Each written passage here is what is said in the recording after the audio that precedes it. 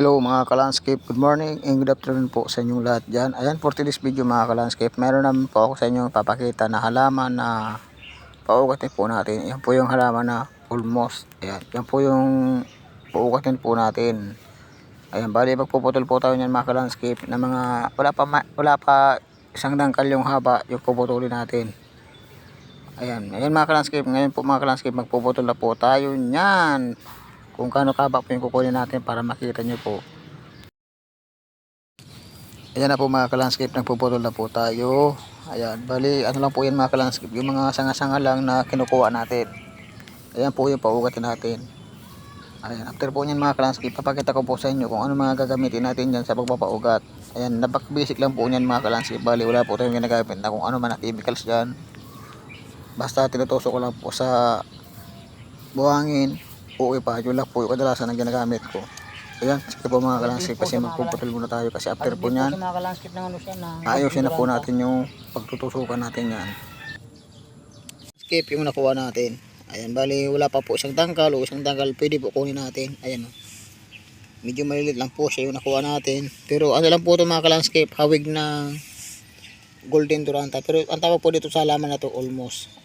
Ayan, bali papakita ko po sa inyo yung pagtutusukan natin para magkaroon po siya ng ugat.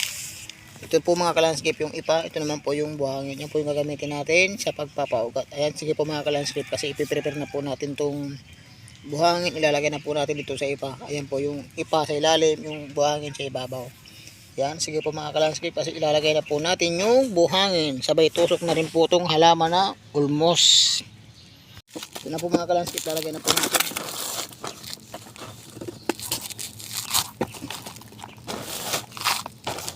Lalagay na po natin ang buhangin.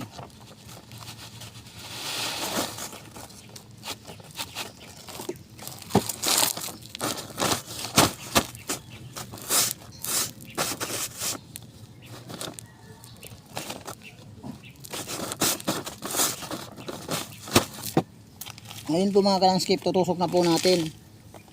Bali seedling box na lang muna yung ginamit natin. Pero after po nito mga ka-landscape, papakita ko na po sa inyo yung may ugat na ganito rin po yung ginawa natin. Ganito rin po ang proseso.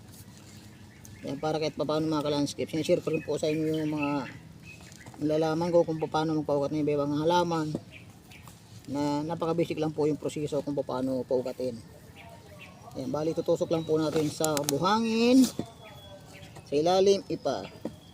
Ayan, after po nito mga ka-landscape, papakita ko na po sa inyo yung may ugat na ganito rin po yung ginagawa natin. Basic lang mga ka-landscape. Ayan, wala po akong linalagay dito ng mga chemicals. Ayan po siya, yung tinutusok lang po natin sa buhangin. Ayan, sige po mga ka-landscape, kasi tutusok muna natin to. After po nito mga ka-landscape, papakita ko na po sa inyo yung may ugat na.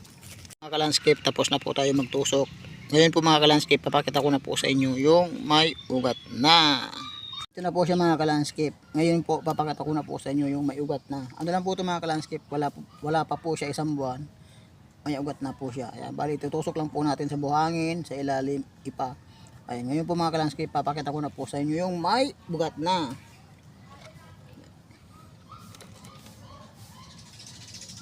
Ayan na po siya mga ka-landscape yung ugat niya.